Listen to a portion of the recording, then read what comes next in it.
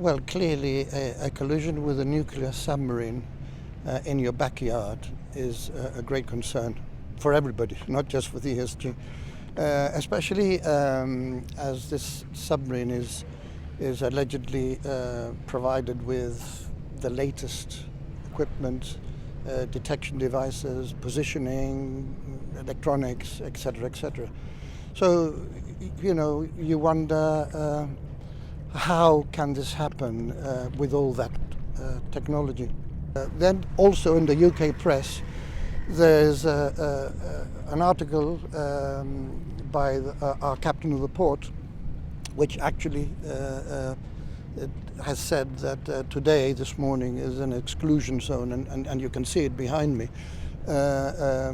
sort of shutting off the southern entrance to our harbour. But here on my left, I've got a 700 berth marina, all of which are very keen to go out and use the harbour. None of these guys have been told that they can't use the southern entrance.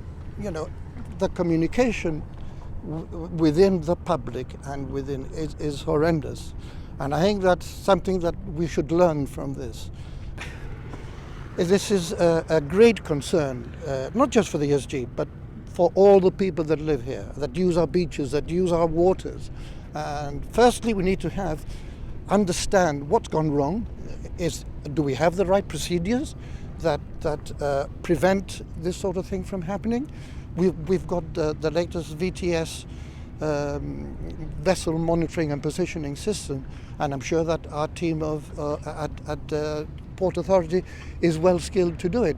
But something's gone wrong. So are you actually questioning the monitoring systems that exist? I mean, accidents do happen, but you've got to learn from them.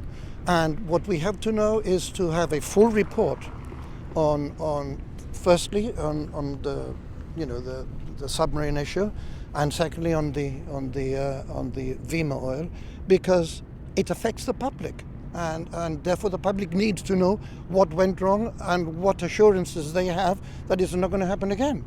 Another point that the ESG actually makes is that obviously we're seeing an increase in maritime activity.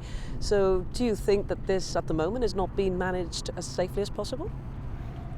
Well, there is a question mark there, because 2 collisions in our waters in 1 week is you send alarm bells ringing, and I'm sure that the captain of the port will want to investigate clearly what has happened, what has caused this, and make sure that it doesn't happen again. So what reassurances is the ESG after exactly?